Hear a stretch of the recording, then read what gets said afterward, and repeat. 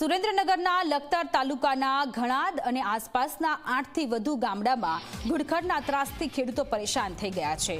ખેડૂતોએ મહા મહેનતે તૈયાર કરેલા પાકને ઘુડખર નુકસાન પહોંચાડી રહ્યા છે।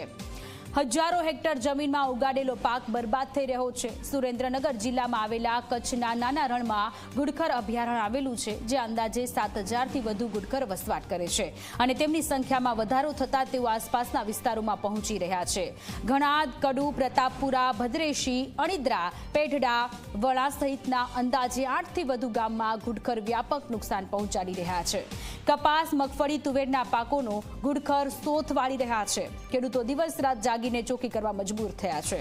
ખેડૂતોએ વહીવટી તંત્રને અનેકવાર રજૂઆત કરી, છતાં સમસ્યાનું નિરાકરણ નથી આવ્યું।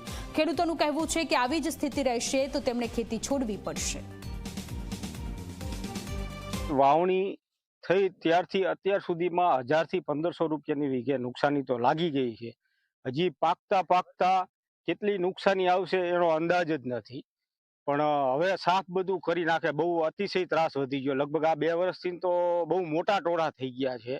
એટલે અમારી એટલી જ વિનંતી છે કે આરક્ષિત જગ્યા અહીંથી જલ્દી લઈ જાય, ને તો અમારે ખેતી મૂકવાનો વારો આવશે। ગમે અહીંયા કારખાનામાં, ગમે અહીંયા ધંધે નોકરીએ લાગી જવી, બરાબર।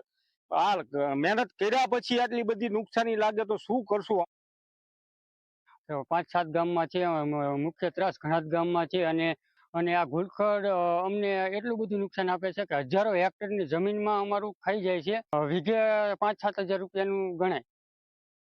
અને ઘુડખર અહીંયાથી કેવી રીતના કાઢી મૂકવામાં આવે છે એ ખબર પડતી નથી। શું માંગણી છે ખેડૂતોની? ઘુડખરને આરક્ષિત જગ્યાએ ખસેડવામાં આવે। મુખ્ય માંગણી એક જ છે, અહીંયાથી લઈ જાય અને ઘુડખર અભયારણ્યમાં કચ્છમાં નાના રણ તરીકે જ્યાં જાહેર કરવામાં આવ્યું છે અહીંયા લઈ જાય